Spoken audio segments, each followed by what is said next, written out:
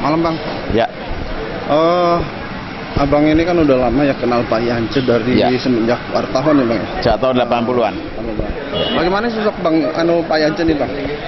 Ya kalau menurut saya Yance itu pertama orangnya kalau bahasa Jawa ini blokosuto, belak-belakan, tidak pernah terdengar-aling-aling.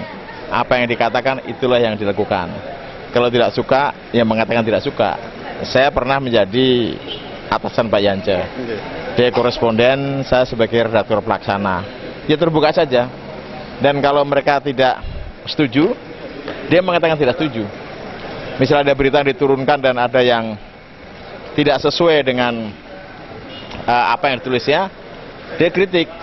Ini tidak benar Pak, ini tidak benar Mas, dan ini harus diluruskan kembali. Jadi mereka tuh orang, saya melihat dia itu sangat objektif.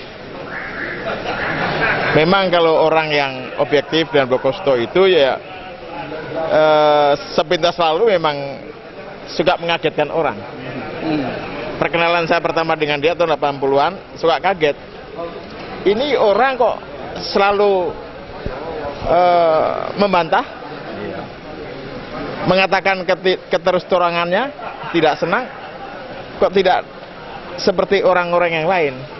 Saya baru tahu karakternya setelah saya datang ke Indramayu pada waktu itu tahun 80-an itu, ya memang begitu. Tapi yang jelas yang namanya Pak Yance itu dikasih tugas apapun juga pasti jalan. Itu kelebihannya Pak ya? Kelebihannya. Jadi ketika dulu kita minta untuk bongkar kasus tanah di Indramayu, dia jalan. Dengan resiko apapun juga. Pada waktu itu yang namanya sospolnya Pak Wiradi almarhum, dan dia jalan, dia tidak pernah rasa takut.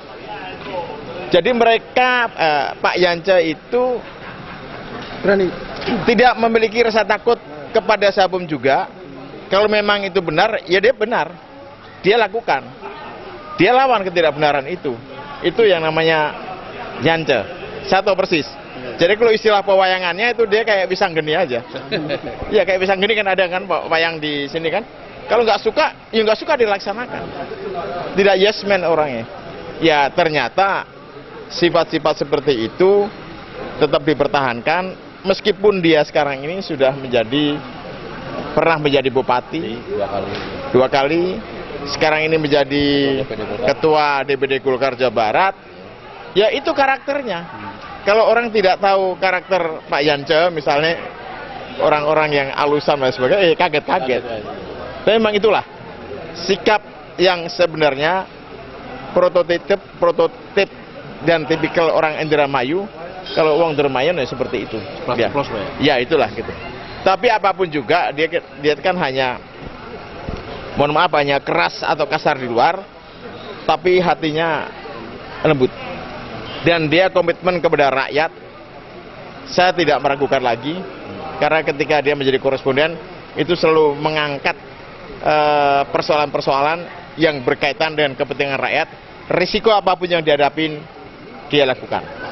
Saya tahu persis, saya pernah menjadi redaktur daerah dan koresponden, dan saya juga kadang-kadang suka dibikin kerepotan dengan berita-berita keras beliau. Tapi nggak apa-apa, itu artinya kritik buat pemerintah pada saat itu yang sedang kuat-kuatnya kita lakukan, walaupun kita suka dibikin repot oleh namanya Pak Yance. Ya, saya kira itu Pak ya. Oke. Kalau saat ini kan mencalonkan gubernur Pak, gimana Pak? Peluangnya bagaimana? Ya, saya kira kalau melihat kalau Pak Yance masih memiliki suatu sikap keteguhannya, konsistensinya, sekata seperbuatan apa yang dikatakan, apa yang dilakukan, mudah-mudahan dia bisa